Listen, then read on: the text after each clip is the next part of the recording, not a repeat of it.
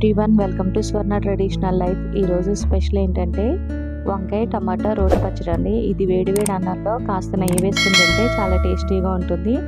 దీనికి కావాల్సిన పదార్థాలు, తయారీ విధానం తెలుసుకుందాం రండి.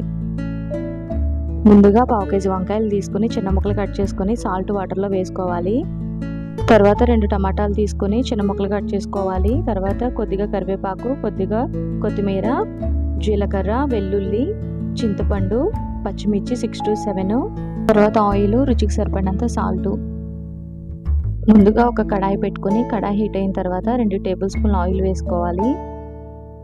ఆయిల్ బాగా హీట్ అయిన తర్వాత మనం ముందుగా కట్ చేసుకున్న వంకాయ ముక్కలను వేసుకోవాలి.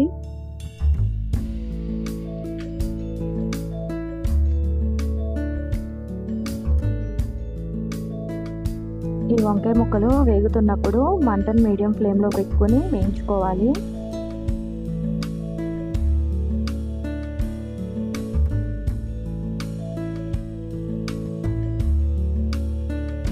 ఈ వంకాయ ముక్కల్ని మూత పెట్టుకొని ఒక 5 minutes మగ్గించుకోవాలి.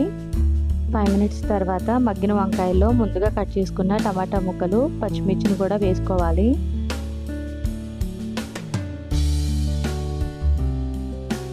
వీటిని కూడా మీడియం ఫ్లేమ్లోనే వేయించుకోవాలి. టమాటా ముక్కలు, పచ్చిమిర్చి త్వరగానే మగ్గిపోతాయి.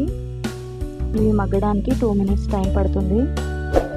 ఇవి మగ్గిన తర్వాత చిన్న సైజు నిమ్మకాయ అంతా చింతపండు తీసుకోవాలి. అందులోనే కరివేపాకు,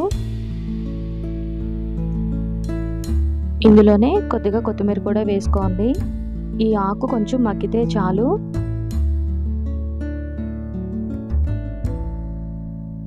ఇవన్నీ మగ్గిపోయాయండి. ఇవన్నీ సర్వింగ్ బౌల్లో తీసుకుని పూర్తిగా చల్లారనివ్వాలి.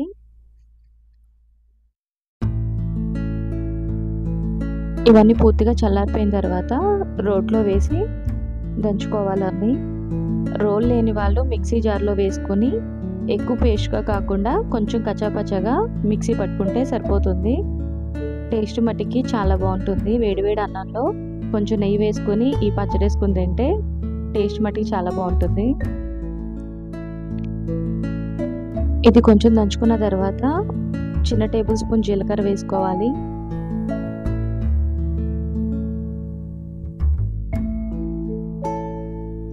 అందులోనే ఒక 6 to 7 వెల్లుల్లిపాయ రెబ్బలు కూడా వేసుకుని మళ్ళీ దంచుకోవాలి.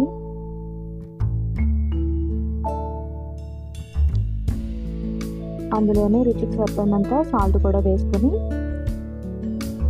మళ్ళీ మెత్తగా దంచుకోవాలి.